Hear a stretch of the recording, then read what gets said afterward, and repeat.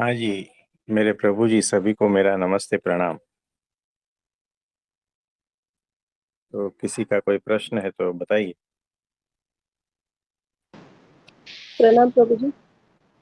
हाँ जी प्रभु जी, प्रणाम। बोलिए बोलिए। प्रभु जी, मेरा सवाल थोड़ा पर्सनल है मतलब। हाँ, कोई बात नहीं। क्या हुआ है कि मतलब मेरे परिवार में मतलब मेरे मायके में मेरे हम्म। पापा, मेरा बड़ा भाई और मेरे 2 जीजाजी ऐसे मतलब कोई बीमार होके कोई एक्सीडेंट में ऐसे उनकी मौत हो गई है। तो हम्म। मुझे पूछना था, लोग बोलते हैं कि मतलब इतने सारे मतलब थोड़े-थोड़े दिनों में मतलब हुआ है कि लोग बोलते हैं कि पितृदोष है, मतलब हमारे पूर्वजों का कोई श्राप होगा ऐसा बोलते हैं। तो क्या ये सच होता है?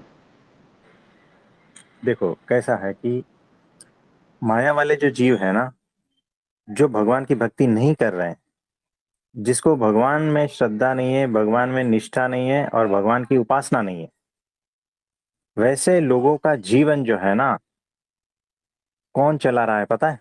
काल, कर्म और माया। ये तीन चीज जो है ना, उनका जीवन चला रहे हैं। जो भगवान के भक्त है, उनका जीवन भगवान खुद चलाता है। ये दोनों में बहुत डिफरेंस है। तो आप खाली इतना चेक करना कि उनको भगवान के प्रति निष्ठा वगैरह या सारा कुछ कितना था। अगर उनको निष्ठा, भगवान की भक्ति और ये सब कर रहे हैं तो भगवान ही चला रहे हैं और भगवान के हिसाब से ही चल रहा है उनका जीवन। और अगर वो एकदम नास्तिक है और भगवान में बिल्कुल भी नहीं मानते, तो फिर जो है ना, उसका जीवन ज्योतिष चला रहा है, उसका जीवन कर्म कांड चला रहा है, उसका जीवन माया चला रहा है, उसका जीवन ये जो है ना पितृदोष चला रहा है, उसका जीवन तांत्रिक मांत्रिक चला रहे हैं, उसका जीवन दोष वास्तु ये सब जो है ना, वो चला रहे हैं। याद रखना। ये क्लियर हो गया कंसेप्ट? और एक था सवाल। हाँ जी। मतलब मेरी माँ को अभी करीब 2 साल हो रहे हैं जाके। हाँ तो हाँ। उनके जाने के बाद मतलब मैं मुझे इतना मतलब मैं दुःख में थी कि मतलब समझ में नहीं आ रहा था कि क्या करूँ? क्योंकि बाकी सब तो पहले ही चले गए थे और वो एक माँ ही थी बची ना। तो वो भी हाँ जी। चले जाने के बाद मतलब दुःख में थी और फिर उनको याद करके रोती भी थी हर दिन। तो हाँ एक जी। दिन मतलब सपने में आई थी वो मेरे, और हाँ हाँ। मतलब वो बात कर रही थी कि तुम मुझे जाने नहीं देती, मुझे जाने दो। मैं बोल रही थी उनको कि घर चलो। हाँ हाँ। अस्पताल वगैरह ऐसा कुछ थे हम दोनों, और मैं उनको बोल रही थी हाथ पकड़ के कि घर चलो जल्दी से। तो वो हम्म बोली कि मतलब मुझे घर आने का मन नहीं है और मुझे जाने दो, तुम मुझे जाने नहीं देती। हम्म। तो फिर बाद में वो मुझे सपने बाद में नहीं आई वो मुझे सपने में कभी। लेकिन मैंने अगले दिन हाथ जोड़ के उनसे मतलब माफ़ी भी माँगी और बोला कि मतलब अभी मैं यहाँ संसार में खुश हूँ और आप आगे की यात्रा कर लो आप, मतलब। तो बाद में वो मुझे कभी भी सपने में नहीं आए। तो क्या ऐसा होता है कि उनका मन भी हमारी मतलब अटक जाता है इधर ही? हाँ, ऐसा होता है। यानी कहीं पर भी मोह है, वासना है, कामना है या कुछ ऐसी चीज अटकी है, तो वहां पर वो जीव अटक जाता है। वो परमात्मा का कितना भक्त था माता जी, तो वो भी बहुत थे।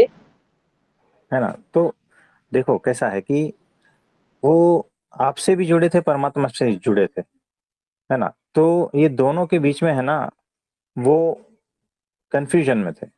तो आपने जैसे ही परमिशन दे दिया, कोई बात नहीं, तो फिर वो परमात्मा के धाम में और उनके हिसाब से चले गए हैं। वो जिस भी भगवान को मानते थे या जो भी है, तो वहां पर सुखी है। और क्या होता था कि उनको जो तकलीफ होती थी ना, मतलब उनको अस्थमा की थोड़ी प्रॉब्लम थी पहले, मतलब हाँ। पहले से ही थी उनको। लेकिन उनके जाने के बाद मुझे थोड़ा वो महसूस हुआ, मतलब मुझे थोड़ी तकलीफ बढ़ गई। तो हम्म। मतलब ऐसे सांस लेने में थोड़ा एलर्जी बढ़ गया। तो मेरे मतलब पति जी हमेशा बोलते थे कि तुम उनको याद करती हो तो उनका तुम में ही मतलब उनको यहाँ रहने के लिए कुछ एनर्जी चाहिए होता है, तो वैसा भी होता है कुछ। और इसलिए तुम्हारी तकलीफ बढ़ रही है, तुम उनको याद कर रहे हो तो वही अटक गए हैं। तो तुम पहले वो छोड़ दो, ऐसा बोलते थे। तो क्या ऐसा भी होता है कि हमारी एनर्जी मतलब उनको चाहिए होती है इधर रहने के लिए? अ, देखो ऐसा जरूरी तो नहीं है। और कभी कभी क्या है कि ये तो क्लियर केस जो है ना, ये क्या कहते हैं कि जेनेटिकली जो है ना, जो बीमारी और हाँ, जो वारसागत जो रहती है ना, जो पेरेंट्स से बच्चों को, फिर उसके बच्चों को, फिर उसके बच्चों को, उस टाइप की जो एलर्जी है, बीमारी है, अस्थमा है, बहुत सारी ऐसी है चीजें, तो जो उसमें कुछ एज के बाद डेवलप होती है, तो उसको उससे कुछ कनेक्शन नहीं है ना। तो ये जो है ये फिजिकल लेवल पे ही समझ लो, और कुछ नहीं है ना। तो ये सारे चक्कर से हट जाओ, अभी बिल्कुल हट जाओ, है ना। तो उनकी यात्रा, वो उसमें खुश है, और उनका कार्य जो था वो पूरा हो गया है। अभी आपका जो है ना, जो पर्पस है इससे पृथ्वी पर आना, ये पर्पस आप पूरा कर दो, ठीक है ना।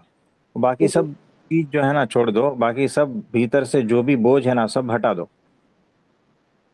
है ना। तो मुक्त हो जाएंगे ना, तो आपके फेफड़े भी जो है ना मुक्त हो जाएंगे, आपकी एलर्जी भी फ्री हो जाएगी, है ना। जी, तो सब चीजों से मुक्त हो जाओ। माइंड में जो जो भरा है ना, सबको फेंक दो, कुछ काम का नहीं है, ये बोझा है, ये सारे बोझे को साइड में रख दो। तब जो है ना आप मुक्त रूप से जीवन को भी जी पाएंगे और परमात्मा का आनंद भी ले पाएंगे, है ना। तो ज्यादा से ज्यादा ध्यान जो है ना आनंद पे रखो, ज्यादा से ज्यादा फोकस अपना जो है ना वो जीवन को रसमय कैसे जिए उस पर रखो, ना कि पुरानी चीजों को याद करके उस खंडर में रहना, उस दुख में रहना, उस ग्लानि में रहना, और वो बोझ को ढोए रखना, ऐसा नहीं करना है ना। नहीं तो वहां पर परमात्मा नहीं रहेगा। आप अगर दुख में हो, परमात्मा नहीं रहेगा। आप अगर माइंड में फंसे हो, पुरानी यादों में फंसे हो, जो बिल्कुल भी काम की नहीं है, परमात्मा नहीं, वहां पर नहीं रहेगा। परमात्मा खुशी में रहता है, आनंद में रहता है ना। जहाँ आनंद है वहाँ परमात्मा मौजूद है। जहाँ प्रेम है, जहाँ सेवा है, जहाँ निष्ठा है, जहाँ कैफ है, कुछ पाने की प्राप्ति की उपलब्धि है, जहाँ अहोभाव है, जहाँ पर धन्यवाद का भाव है, ये सारे जो भाव है ना अगर भीतर है, तो परमात्मा वहां पर उसी क्षण मौजूद है। हाँ, आप समझे। जी।